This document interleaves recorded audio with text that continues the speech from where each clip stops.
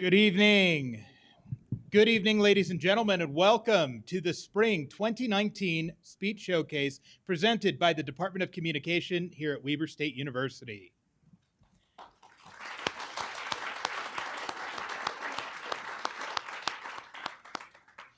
Tonight we have the honor of recognizing the 5 finalists and the 21 participants in this semester's Speech Showcase event.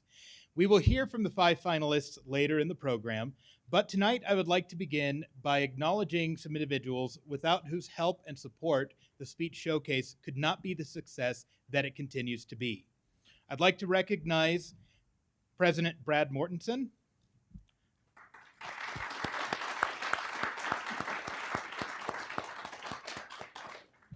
Provost Madon Minor,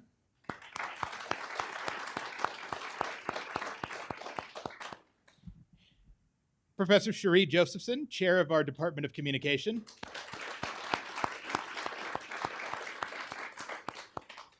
and tonight a very special welcome to Mrs. Jenny Taylor, the wife of former North Ogden Mayor, Major Brent Taylor.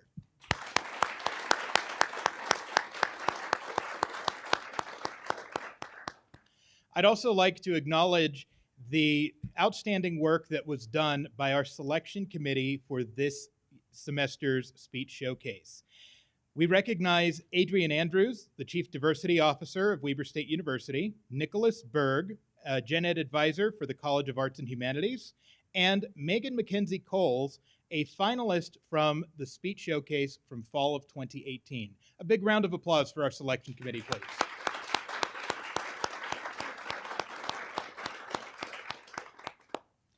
At this time, ladies and gentlemen, I would like to recognize the COM 1020 instructors who have provided outstanding instruction and education of our finalists and our competitors.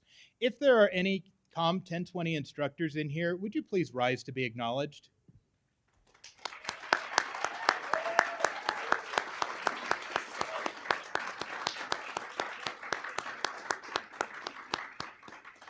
We thank each and every one of you for the outstanding effort and the personal devotion that you have to these students.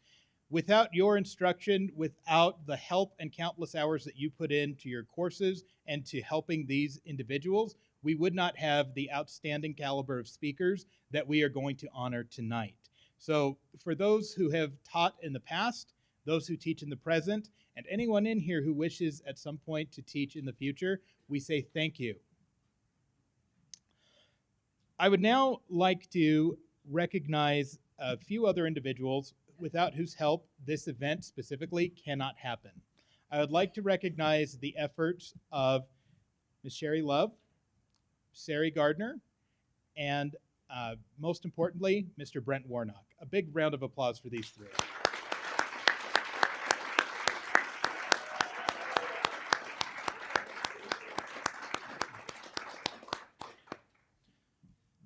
Beginning this evening, we are going to start a little bit out of order. For those who have been to Speech Showcase events in the past, we generally present our Freedom Through Rhetoric Award toward the end of the program. However, tonight, we thought that it would be appropriate to present the award first. With that, I would like to begin by speaking a little bit about the Freedom Through Rhetoric Award. This award has been given 4 times in the history of the Department of Communication. The award is designed to recognize the accomplishments of individuals who have used public address for the betterment of their communities, their families, and even people who they do not know. Tonight, we are honored to present this award as we have in the past. Tonight's award is even more special because tonight we present it for the first time posthumously to the recipient. I'd like to speak a few words before making this presentation. At the close of my brief comments, if I could please have President Mortensen and Dr. Josephson, if you two would approach in just a few moments. Excuse me.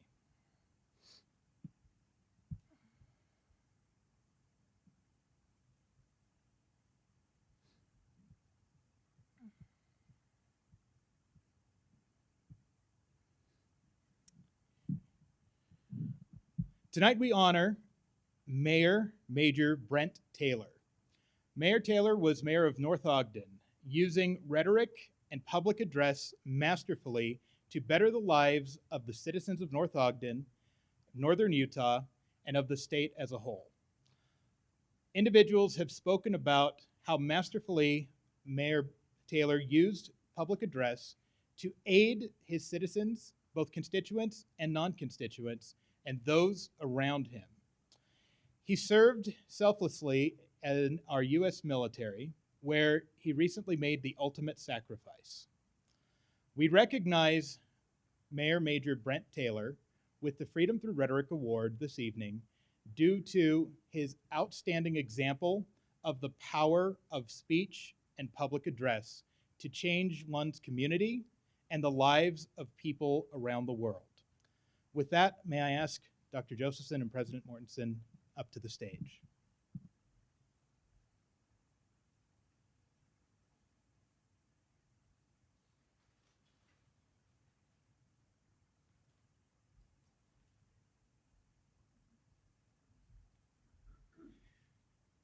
For the Spring 2019 Speech Showcase event, the Department of Communication posthumously recognizes Mayor Major Brent Taylor with the Freedom Through Rhetoric Award, and we ask that on his behalf, his wife, Mrs. Jenny Taylor, accept.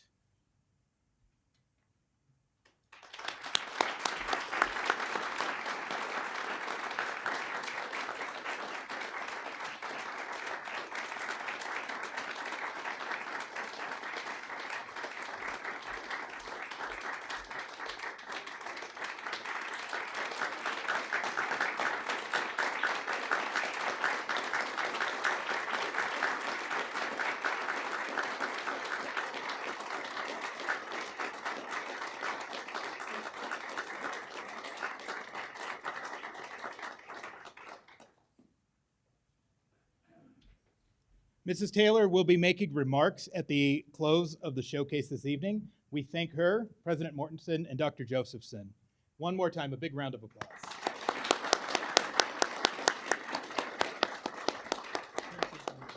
Of course. So I told Dr. Lancaster I wouldn't say anything, but I can't resist to share a personal example of the power of freedom through rhetoric that Mayor Taylor showed me. And I have this line that keeps going through my head from the Alexander Hamilton play. Sorry, I'm kind of a junkie about that, but it's I've seen injustice in the world and I've corrected it. And that's something that Mayor Taylor exhibited.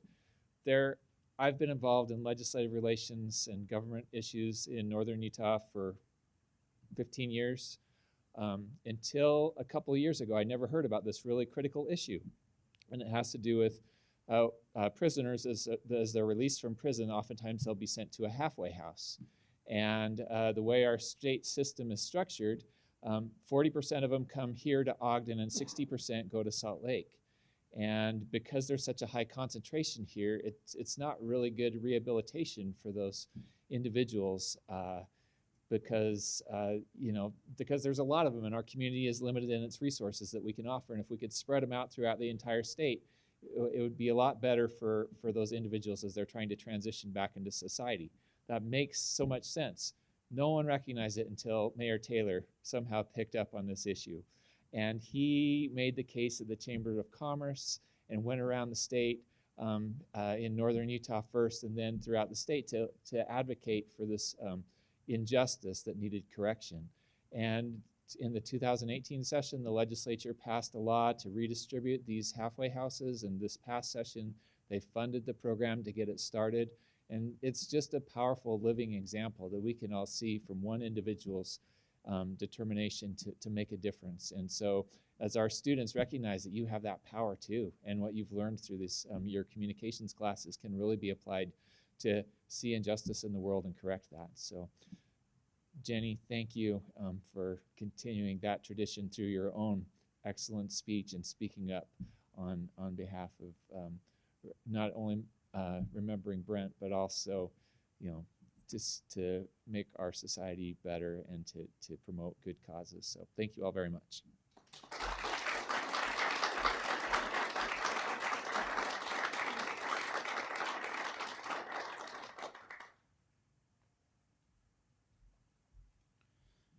Thank you, President Mortensen. The Speech Showcase, which had its premiere in the spring of 2015, is an event that the Department of Communication puts on every semester, fall and spring. We recognize outstanding rhetoric among our public speaking students in the Intro to Public Speaking class, COM 1020. Upwards of 25 sections and 25 participants compete on the Saturday known as Selection Saturday, speaking and being judged by a panel of 3 to 5 individuals from the university, from the surrounding community, and most recently, from past competitors and finalists. The Speech Showcase has enjoyed a great success here at Weber State University, and we are honored as the Department of Communication to host this event and bring it to Weber State and to the surrounding Ogden community. This evening, I would like to ask that anyone here who has been a past participant, so not the ones who participated this past Saturday, but if you have been a past participant, would you please rise to be acknowledged? Oh.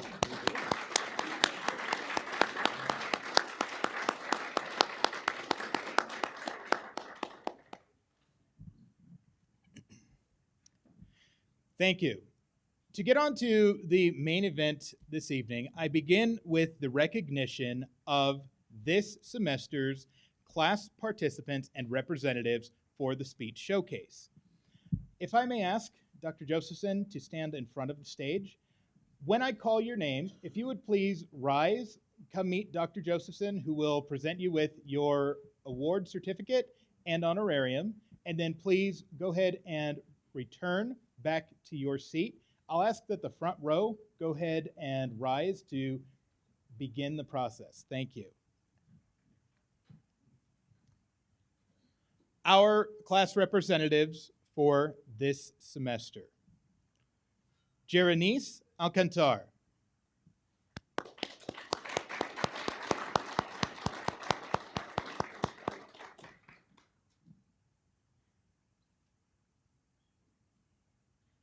Jasmine Balahadia,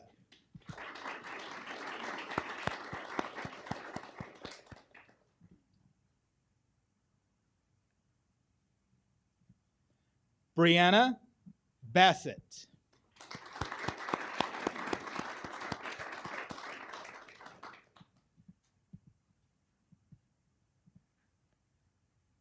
Donald Beard,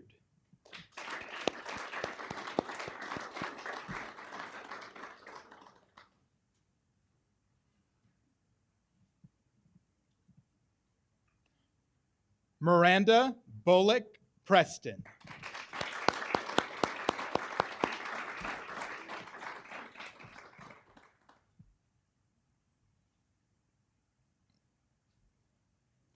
Noah Bridge,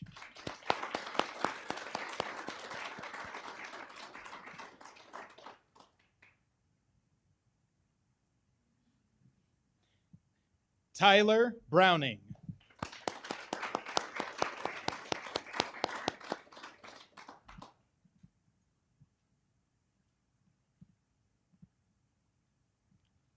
Colton Clark,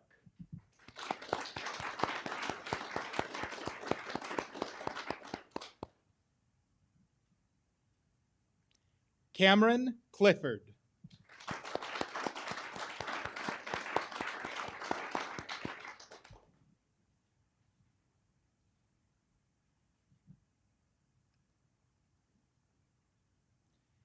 Cade Denton,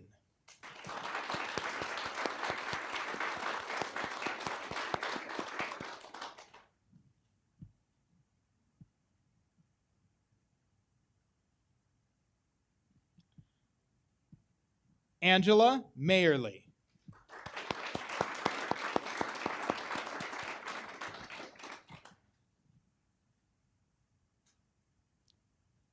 Catherine Sanchez,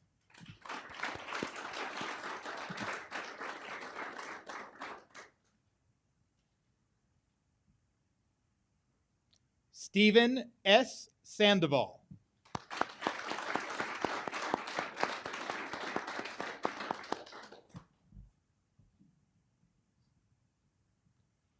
J.C. Sessions.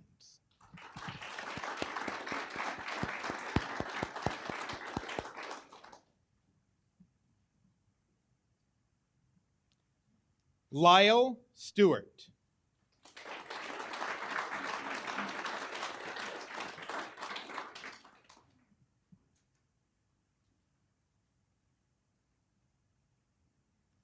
Mallory Thomas.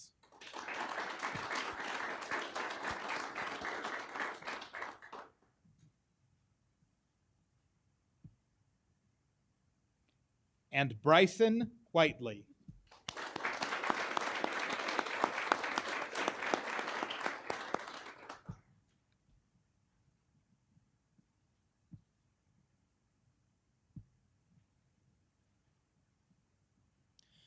We thank the 21 competitors who came this past Saturday and exhibited excellent speeches in front of our panel of judges.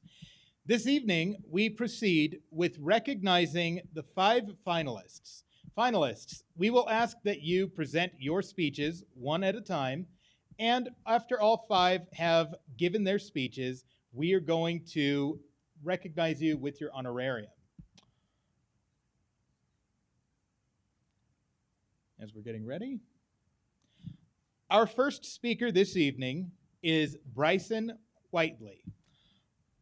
Bryson comes from Salt Lake City, Utah, and he currently calls Syracuse his home. He is a major in health administration and a sophomore here at Weber State University. He hopes to start up a medical care facility for adolescents with disabilities, and he came to us from Clearfield High School, where he graduated in 2014. Bryson enjoys soccer, he is an Eagle Scout, and he did a 2-year LDS mission to Richmond, Virginia. He is presenting a speech titled, "The Effects of Fetal Alcohol Syndrome," and his professor this semester is Professor Lisa Ross Kelly. A big round of applause for Bryson.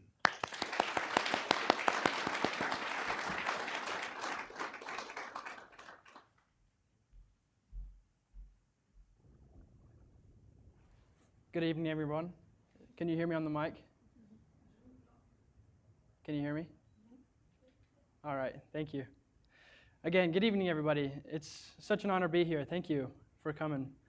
I'd like to first thank my wife and my family for being here and supporting me.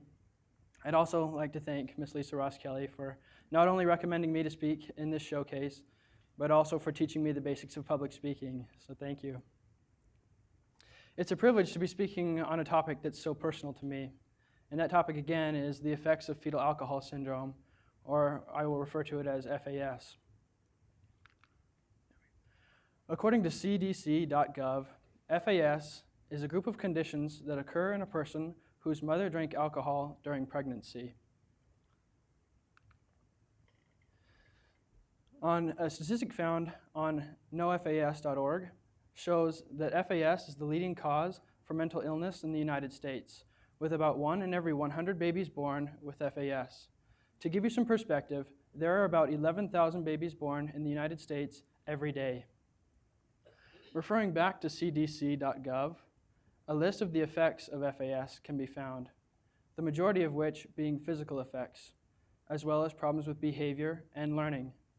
But in addition to this list, the effects of FAS extend far beyond just the individual. I found on azcourts.gov that there are the lifetime cost for just one individual with FAS is about $2 million. The cost to the nation may be up to $6 billion every year. Now I'd like to introduce you to the state of Utah's most expensive child in the system, suffering with not only FAS, but also the effects of many other harmful and addictive drugs, including methamphetamine. His name is Ryan. Ryan is 14 years old and still alive today.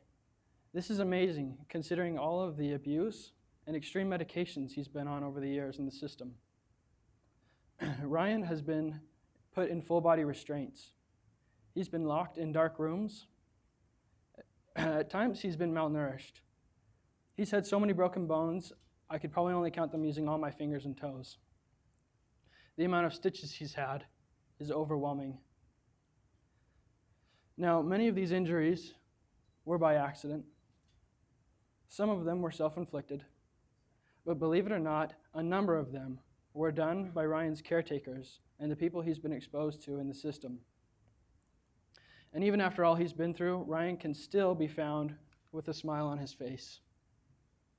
These individuals not only have to live with FAS their entire life, but in many cases, they are also treated like prisoners. So what can be done?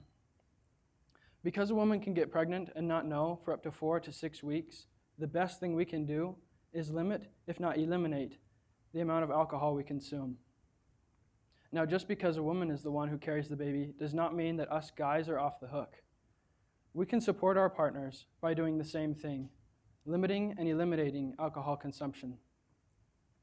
Now, there are 2 things you should note if you're trying to get pregnant or you're in a situation where you might get pregnant. The first is that there is no safe amount of alcohol, and the second is that there is no type of alcohol that is better or worse than the other.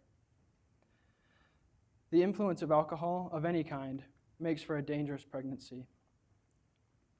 So in conclusion, I hope that from this day forward, you will stand with me in the fight against FAS, that you will have a new respect and a new understanding of the people that suffer with this disorder, and that from this day forward, you will greatly monitor the amount of alcohol you consume so that we can greatly reduce the amount of and percentage of babies born with FAS. Thank you.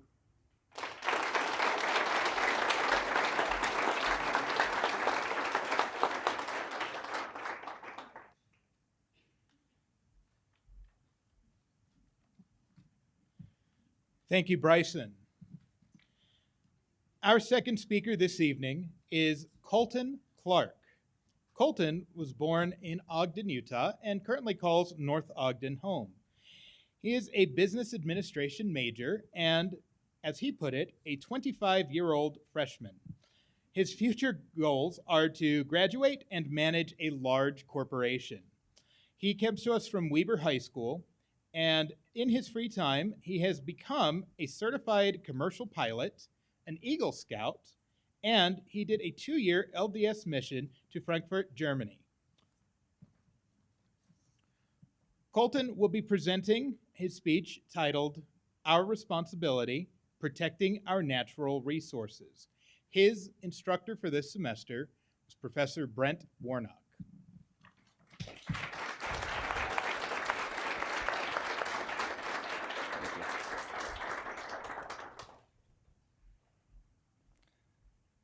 All right, good evening. I'd like each of you to take a look at this picture for me. How many of you recognize this location? Go ahead and raise your hands. Quite a few, right? We all know, or many of us know, this is Waterfall Canyon, a popular natural resource area located here along the Wasatch Front. Our natural resources here along the Wasatch Front, in particular, are popular among recreationists, and hiking is high among them. Hiking has increased in popularity over the last 10 years dramatically. A recent study by the Sports and Recreation Department found that in the United States, hiking has increased by over 66%. That's 44 million people out there on the trails right now. This is a lot of people, and with that come a lot of issues. Ladies and gentlemen, we have a problem. And our problem is our access is being threatened. Signs like this, no dogs allowed, our furry little friends that we like to take hiking with us, aren't allowed in many of the places where we go. And altogether, it's a little dark. It says closed area, no trespassing. Our access is being threatened and oftentimes denied. Tonight, I'd like to talk about a way that we can be responsible and prevent this from happening in the future. In order to do so, I'd like to take you to 3 locations. The first is Goblin Valley State Park. Second, Big Cottonwood Canyon. And third, we'll return to Waterfall Canyon.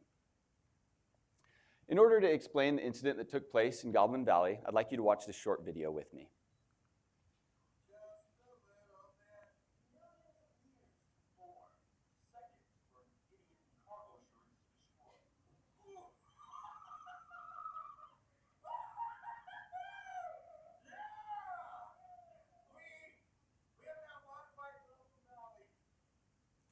They modified it for sure.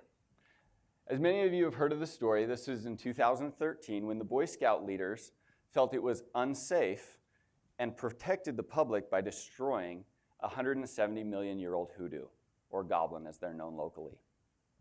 Vandalism is a big issue. It can be destruction, spray painting, carving your name into rocks or trees, or just writing where you shouldn't be writing. Now the problem is vandalism limits our access. Anytime an incident like this takes place, we are denied access, or it is more difficult to gain access into areas like this. They use permits, they increase entrance prices, or they altogether deny our access to these areas. We can be responsible by ultimately not vandalizing, and two, if we see vandalism taking place, please report it. You can always report it to the local authorities or those responsible for the area in which you are. The second location is Big Cottonwood Canyon. This is a picture of Lake Blanche, one of my favorite hikes in Big Cottonwood Canyon. Sadly, Big Cottonwood Canyon is one of 13 canyons in the state of Utah to now ban dogs completely. These are called watershed areas. The purpose for a watershed area is the water is collected and then used for consumption by people. Dogs previously were allowed, but similarly, due to irresponsible visitors who decided not to obey the rules, have now caused that 13 canyons ban dogs completely. Now, we may not be able to reintroduce our dogs into these canyons, but we can prevent more canyons from becoming watershed areas. And it's really simple. We can obey the rules. If it says no dogs, please don't take your dogs. If it says no swimming, please don't swim. Likewise, leash your dogs. In the state of Utah, it is the law, unless otherwise posted in public. And then last, our favorite. Please, if you choose to be a pet owner, be responsible and clean up after them. The third location is Waterfall Canyon. I've had the privilege over the last 6 years to be a guide on the property. Tonight I'm speaking from my personal experiences and not representing the canyon itself. But vandalism is a big deal. All of these pictures were taken within Waterfall Canyon. I personally had to clean a few of those up. It's really not that fun. Someone has to do it. The second, I know it's a little funny to use emojis. This is real. I went to take the pictures for this presentation, and as many of you recognize, this is the first 1,000 feet of the trail into Waterfall Canyon. I counted 19 little doggy presents. I brought a few of those with me here tonight. Luckily, not too many of you are sitting close. I'll just dump a few of them out as a visual here. They smell, I'm sorry. But it's a big deal. Please be responsible. Clean up after your animals. And the last one, particularly here along the Wasatch Front, is trash. With popularity increasing, like I said, 66%, that means in this canyon alone, on a busy weekend, there could be anywhere from 3,000 to 5,000 visitors in a single day. Think of the amount of trash that's left behind. Someone is going to be responsible for cleaning that up if you choose not to take it out yourself. When you do that, it causes tension with landowners and those responsible for the areas. And again, it gives them an opportunity to limit our access, to introduce permit systems, to close off their canyons as they have the right to do, or to charge us entrance into these beautiful natural resource areas that we love. So please be responsible and pick up your trash. In closing, I'd like you to take a quick look here. This is the beautiful natural resource area that we all love and enjoy. Please help me in protecting it. And how do we do it? Well, ladies and gentlemen, we must be responsible in order to protect this area. Please, please do not vandalize these areas. If you see vandalism, report it. Second, dogs. If you have a dog, great. Please clean up after them. These aren't actually little doggy treats. They're brownies. And they're, so they might smell bad, but that's my cooking. They're for those who have helped with tonight. And then last,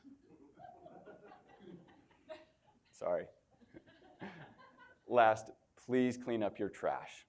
Please help protect these areas. It's up to us to be responsible and protect our access. Thank you.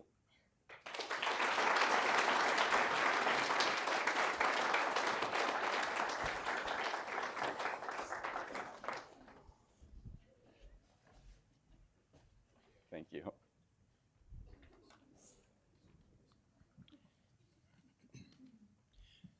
Thank you, Colton.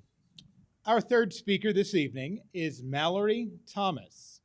Mallory calls West Point, Utah, her home, and is a major in Spanish education. She is a sophomore with the future goals of earning a master's degree in school counseling and becoming a mental health counselor for a high school. She comes to us from Syracuse High School and in her spare time enjoys musical theater and also completed an LDS mission to Paraguay. Tonight she presents to us having come from Cami Sabin's 1020 class. Mallory.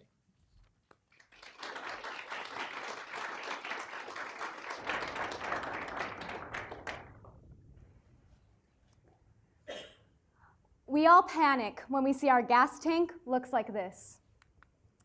We all run and grab a charger when we see our phone looks like this. But what's our reaction when we look like this? Or perhaps like this? Or heaven forbid we end up like this. The stress, exhaustion, and poor mental health of college students across the nation can all be attributed to several big world factors, such as lack of financial aid, high expectations, overcharging students, and so on. But today what I want to focus on is something we can all do directly and immediately to improve the well-being of college students. That is to help you. Google Dictionary defines self-care as the practice of taking an active role in protecting one's own well-being and happiness, in particular during periods of stress. Diet, sleep, and exercise are three things we have learned since elementary school are fundamentally important to our health. But for some reason, as college students, we still aren't putting it into practice. A study done through the University of Georgia showed that college students are getting an average of 6.5 hours of sleep per night. A study done through Northwestern Medicine showed that 95% don't get the recommended amount of fruits and vegetables, and that 60% don't get enough physical activity. Today, I want to tackle the obstacle that I believe stands in between college students and taking care of themselves. This is the obstacle of time. Today, I'm going to present to you 3 ways that you can create more time to take care of yourself. The first of which is to plan ahead. As Benjamin Franklin once said, by failing to prepare, you are preparing to fail. A study done through Georgetown University showed that 40% of college students are working more than 30 hours a week. As college students, we have school, work, and sometimes family obligations. If we are to handle everything we have to do, we must plan ahead. We've all reached one of those days where we simply have too much on our plate. Perhaps we have to pull a double shift and write a paper that night. Whatever it may be, by preparing ahead, we can ideally avoid these days, or at least be prepared for them, leaving the time we need to sleep, eat all 3 meals, and get a daily dose of exercise. The second way we can create more time to take care of ourselves is by limiting our wasted time. A report done by Yoram Mumser showed that Americans are spending an average of 3 hours and 35 minutes on their cellular devices per day. Although not all time spent on a cell phone is wasted time, it's important to note when we are wasting our time and in change do something more productive. By doing so, this will leave the time we need to take care of ourselves. As you can see, self-care requires self-discipline. Not only that, it sometimes requires changes that we don't anticipate or don't want to make. When I was serving as a full-time missionary for the Church of Jesus Christ of Latter-day Saints, my mental health took a dive. So I did what I needed to do to take care of myself. I went to the doctor. I tried different medications. I was in therapy. I improved my diet. I improved my sleep. And I improved my exercise. But my biological gas tank was still on empty. There were circumstances outside of my control. I was estranged from family, friends, and regular coping mechanisms. I had to live by a certain schedule and certain rules. Under these circumstances, I could not get the care I needed. Due to this, I returned home early in order to receive the care necessary. Although this change surprised me and my friends and family, I stand before you today, 3.5 months later, with improved mental and physical health, grateful that I took the action necessary to take care of myself. The point of this story leads into the third way we can create time to take care of ourselves. That is through making a change. Sometimes simply improving our daily routines won't fix it. Sometimes a greater change is necessary. Now, we all live very different lives under very different circumstances, so I can't tell you exactly what it is that you might need to do. But some examples could be taking out a student loan so that you don't have to work full-time and go to school full-time. Perhaps it's time to get out of a toxic relationship. It could be time to seek a change of employment. Whatever this great change may be, I invite you to at least consider it as an option, even if the only reason is to take care of yourself. Although some may view these changes as selfish, self-care is actually the opposite of selfish. It is a necessary step we must take in order to be better equipped to take care of others. In conclusion, college students must make the time necessary to take care of themselves. We must stop viewing self-care as a luxury and rather as a priority. So I invite all of you, college students and otherwise, to analyze your lives and start making changes, whether big or small, to take better care of yourselves. I invite you to do whatever you need to do to ensure that your biological gas tank looks a little bit more like this. Thank you.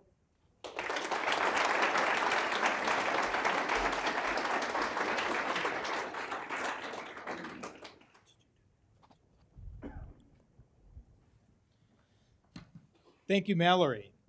Our fourth speaker this evening is Cameron Clifford. Cameron was born in Phoenix, Arizona, and calls Syracuse, Utah, his present home.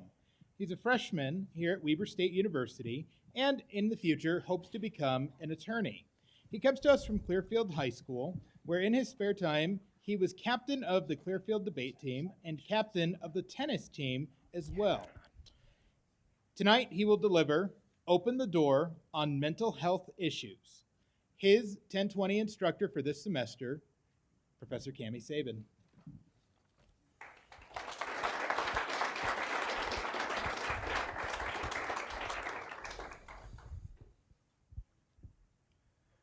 I was 17 when I first began to contemplate suicide.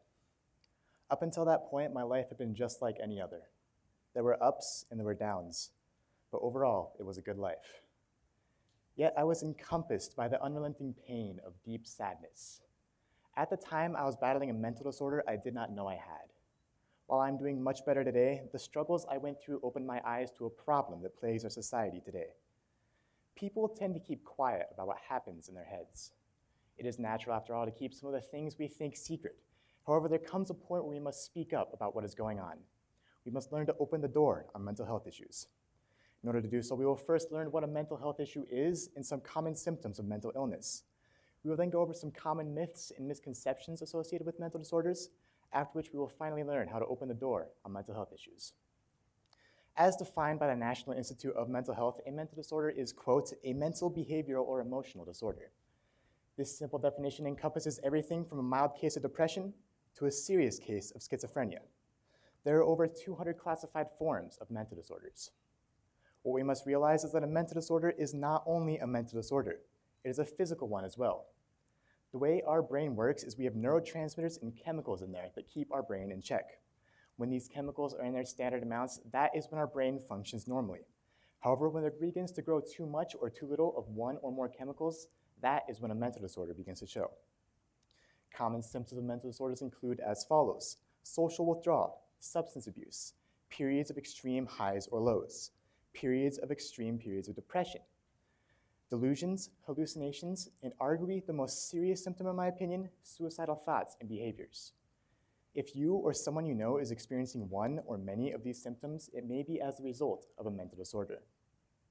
Moving on, people don't know about mental disorders, and as a result, they learn from the society around them common myths and misconceptions associated with them. One common myth I have come across is people believe that mental disorders will not affect them. However, this could not be further from the truth. According to the National Institute of Mental Health, in 2014, nearly 1 in 5 people were diagnosed with a mental disorder. This means that you or somebody you know could be experiencing a mental disorder, and you don't even realize it. Another common misconception I've seen is that people believe that people with mental disorders are oftentimes violent or unpredictable. However, this could also not be further from the truth. People with mental disorders are not more prone to violence when compared to everyone else, and they are not more unpredictable. In fact, there are very minimal cases of people acting out in a violent manner as a result of their mental disorder. Moving on, how then do we open the door on mental health issues? We must first realize that mental illness and mental disorders are a very serious subject, one that must not be taken lightly. According to the American Foundation for Suicide Prevention, in the year 2017, over 47,000 people committed suicide.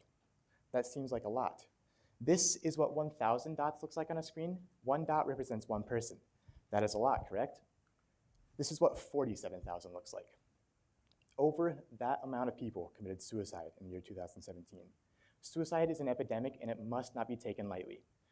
According to Mental Health America, between 30 to 70% of those who committed suicide in the year 2017 were suffering from either bipolar disorder or major depressive disorder. This is just 2 of the 200 mental disorders. It is safe to assume that the far majority of people who commit suicide are suffering from a mental disorder. We know how serious mental disorders are, so how do we open up about them? How we tell depends on the person. Some people prefer to tell their parents, some people prefer to tell their friends. Others still prefer to tell their doctors. Who you tell is up to you. When you tell is also up to you. Some people feel much more ready than others. If you begin to grow afraid of your thoughts or your actions, or you feel as if you are in crisis, do not hesitate to call this number on screen. I would like most of you guys to write this number down. This is the number for the National Suicide Hotline of the United States. If you give them a call, they will help you out. In conclusion, suicide is an epidemic and it is caused by mental disorders. We must not take mental disorders lightly. We must open up about them when we can. For me, my reluctance to open up about my suspected mental disorder was almost deadly. However, I did open the door, and once I did, I got better almost immediately. Yes, it was a long and it was a difficult road. However, I made it to the end, and I know you can too. Open the door before it's too late.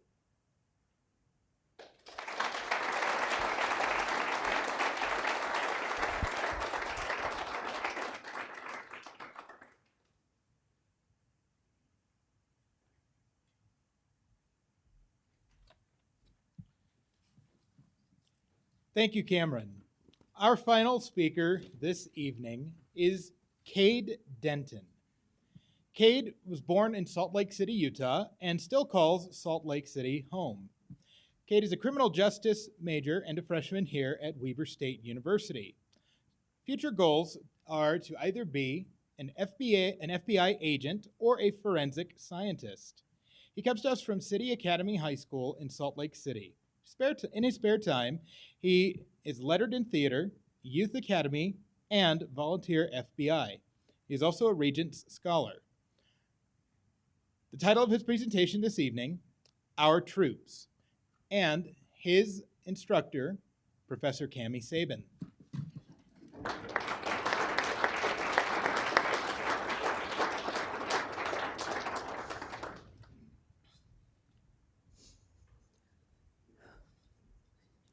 Like every other American man, when I turned 18, I had to register with the Selective Service. However, I did so, knowing that even if I was called upon to serve for my country, I would be unable to do so. And that is because I am transgender, meaning I was born a female and transitioned to a man with the help of weekly testosterone injections. I even had my breasts removed the summer before my senior year of high school. Starting last week, April 12th, 2019, all transgender individuals wanting to enlist in the military will need to stop physically transitioning and enlist as their sex assigned at birth in order to properly comply with new laws. Now, whatever your stance on LGBTQ issues are, or even war for that matter, what the Department of Defense is doing is wrong. According to Smithsonian Magazine, in June 2016, then Secretary of Defense Ash Carter announced that the United States would be lifting the ban on transgender people serving openly in the armed forces. The very next summer, Donald Trump tweeted his intention to maintain that ban. Now, because the Department of Defense cannot legally discriminate on the basis of gender identity. They are arguing that paying for things like hormone therapy, such as synthetic testosterone, and gender-affirming surgeries, like a double mastectomy that I had, that is costing too much. But as USA Today journalist Tom Brooks points out, this is an obvious scare tactic used to try and hide discrimination. He announces that, yes, the Pentagon has spent $8 million on 1,500 troops since 2016, including 161 surgical procedures. And that does seem like a lot of money at first.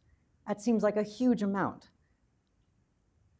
But that's a logical fallacy, as later explained by Brooks by stating that the Pentagon's budget this year alone is $716 billion.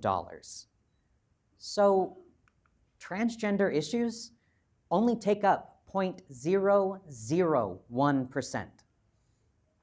Meanwhile, according to Business Insider, the Pentagon and the military spend on a yearly basis $41 million on Viagra.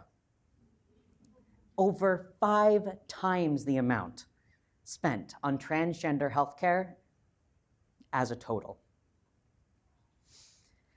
It's not about the money. And if that was not enough, stopping hormone therapy can also have dire consequences, both mentally and physically. Poor mental health already runs ragged in the military. But according to Raymond Tucker in his study on the relationship between starting hormone therapy and suicidal thoughts in transgender veterans, 66% of participants reported spending a lifetime planning for their own suicide. But those individuals then showed significant decrease in those same thoughts just 2 weeks after starting hormone therapy. The Mayo Clinic reports that stopping hormone therapy can dramatically increase one's chances of osteoporosis. Osteoporosis is a medical condition where bones become brittle and weak. So brittle, in fact, that the Mayo Clinic reports that fall or even minor stresses such as bending over or coughing could cause a fracture. And although there are treatments for osteoporosis, there is yet to be an actual cure. You may be against war. You may not even like transgender people. But what the Department of Defense is doing is not only wrong, it is borderline illegal. Their only argument is unjustifiable when one looks at the context of the situation.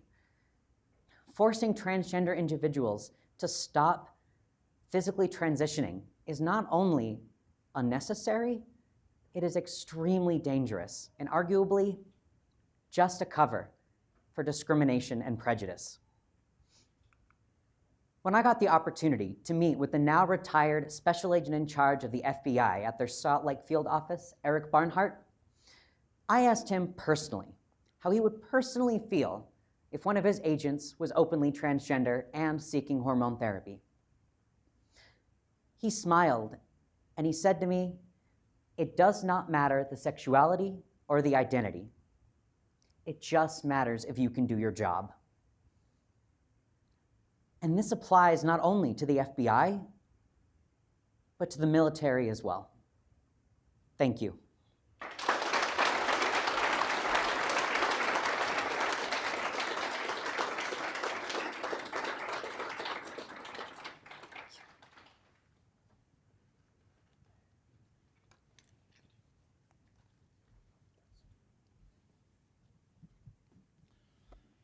Thank you, Cade.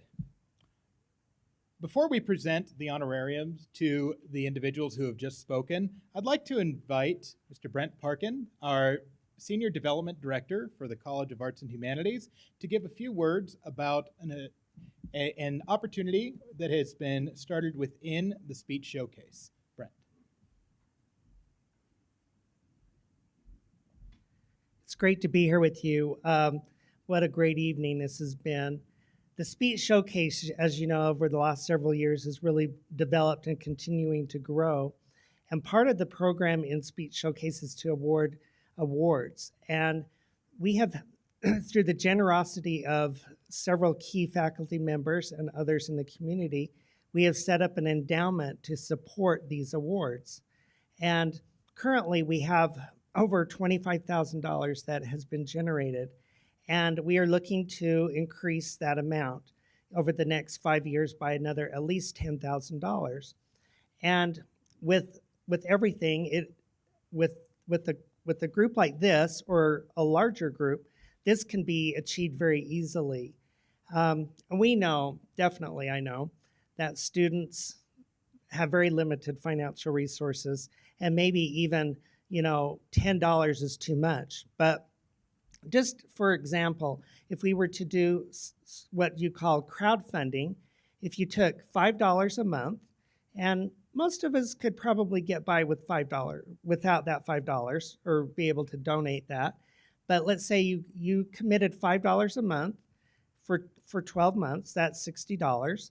And if you committed that over 5 years, that'd be $300. So let's say we had 30 people who just did $5 a month, and they committed that for 5 years, we would reach our goal. And so my challenge is to you, whatever you think you could support Speech Showcase in this scholarship, decide what you can do, whatever your financial situation. And we do have in the back, we have donation forms that you can fill out, and you can take them home or you can fill them out tonight. You can do an automatic payroll or automatic deduction from your bank account, or you can just write a check or whatever you want to do. So my role is just encourage you to do that. And if you would, then we could reach our goal in the next 5 years and be able to award cash and award scholarships for the Speech Showcase. And so thank you for your time. And when you leave this evening, you can pick up an envelope. You can read about it, understand more how to do it, and just think $5 a month for 5 years, and we'd reach our goal. Thank you.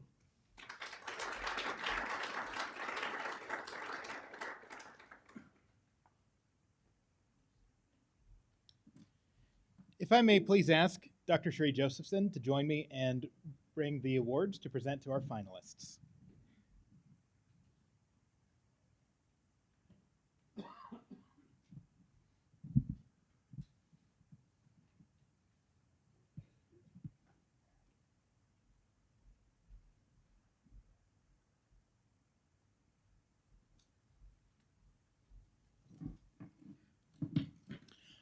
Finalists, when I call your name, if you will please come up to receive your award from Dr. Josephson. Bryson Whiteley.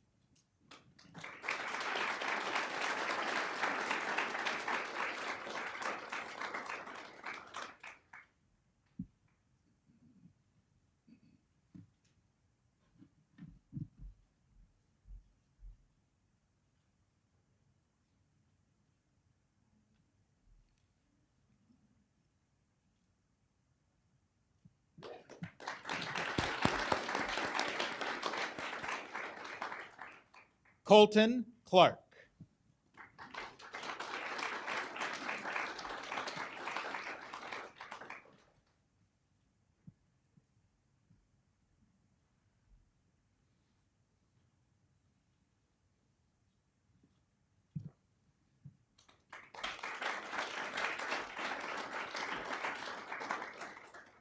Mallory Thomas.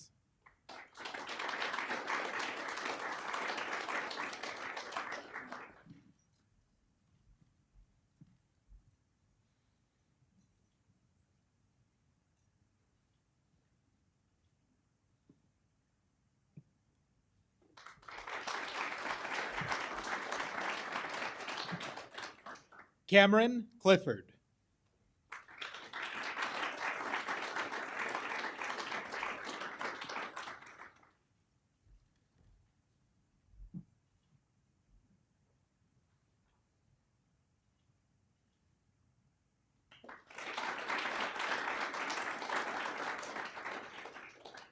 and Cade Denton.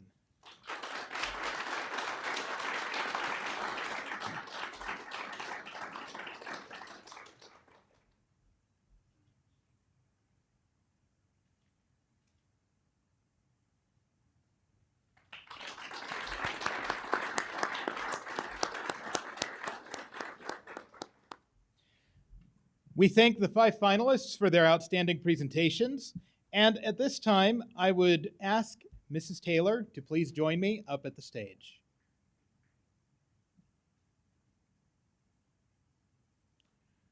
Mrs. Taylor, earlier in the program, accepted the Freedom Through Rhetoric Award on behalf of her husband, Mayor Major Brent Taylor.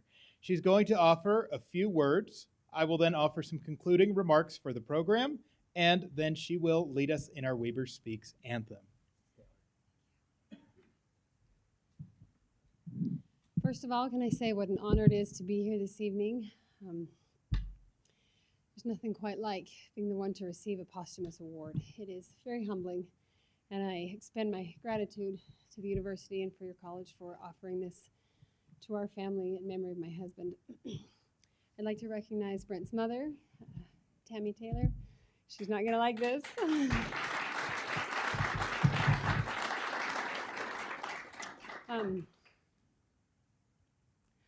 I know without a doubt if Brent were here, he would start his remarks, if he were to be receiving this in life, by thanking his angel mother.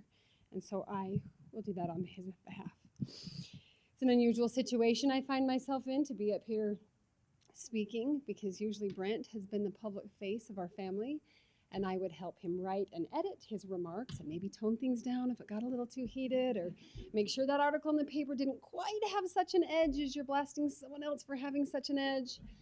But now I guess the question is, who's writing whose speeches? It is an honor to be Mrs. Brent Taylor. It is an honor to be married to and connected to so deeply a man who so loves his country and freedom and everything that that stands for. Brent, as a young man, was told by his grandfather, who he loved very much, that the day would come and that his life would have a certain mission of needing to tell people what they need to hear, even if it's not necessarily what they want to hear. I believe that mission extends to all of us, especially those of you going into this field. You're taking upon yourselves a very brave stance to be able to stand up in public, whether it be through voice or through writing, and speak to what needs to be said, even if it's not necessarily what people want you to say. So I commend you for that. I encourage you in that, to take your studies seriously and to pursue that road where you truly can use speech and rhetoric for the better of your community, your family, our state, and our great nation. I love that Dr. Mortensen quoted Hamilton, because my thoughts drifted to the same. I've got the great biography on Hamilton by Chernow, where he speaks of Alexander Hamilton and how gifted he was from a very young age in the art of speech and rhetoric. Here he was, a young man who really should have amounted to nothing by his beginning social class, and yet he used the art of speech and rhetoric to help shape the revolution that then shaped this great nation. His writings in the Federalist Papers, along with things like Common Sense by Thomas Paine, are what struck a nerve in the heart of those early revolutionists to stand up for what needed to be said and done, even if it wasn't necessarily what people wanted them to say and do. Along those same lines, I can tell you I stand here not necessarily because I wanted to be receiving an award posthumously for my husband, but because my husband and I both know and knew that he needed to serve our country. It has been a great honor that I will pass on to my children, and I hope they will cherish and pass on to theirs, to know that their father was willing to speak when something needed to be said, to stand up for an injustice that needed to be righted, and to die for freedom that needed to be preserved. Thank you.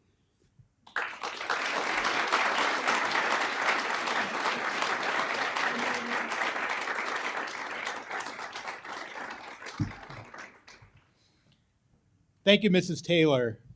Words that echo what I know is being thought by those in the audience this evening, and words that pay tribute to a man who dedicated himself to his country and to his community. let us give Mayor Major Brent Taylor one more big round of applause.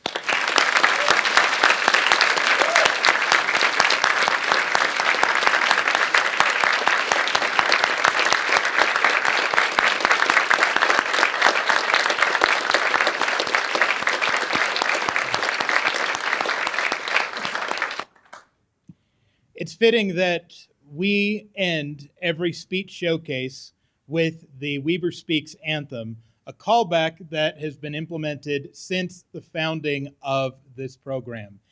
And tonight, I believe that that anthem speaks true, especially considering the words that we just heard from Mrs. Taylor. In a moment, I'm going to invite Mrs. Taylor back up to the podium to lead us in the Weber Speaks Anthem. In case you don't know it by heart, if you take your program and turn it to the reverse side on the back cover, you will find the Weber Speaks Anthem. It is a series of 3 sentences that will be stated by Mrs. Taylor, and each time that she states one of these sentences, the audience calls back with Weber Speaks. Our audiences are famous for calling back at a level that people on the 4th floor can hear. However, tonight, I'm hoping that we will be loud enough so that the people in Tracy Hall will hear us next door. Therefore, in a moment when Mrs. Taylor comes up, every time that you shout Weber Speaks, shout it loud. Shout it with the pride that you hold as a member of Weber State University. And for those who spoke tonight, shout it with the pride knowing that you have been part of the mission to increase the power of speech and public address. Mrs. Taylor, if you will join me one more time. Hope I can make through this. These are powerful words. When an answer to a problem is needed, Weber speaks! Whenever conflict or justice demand resolution, Weber speaks! Should fear threaten to silence the voice of freedom, Weber speaks!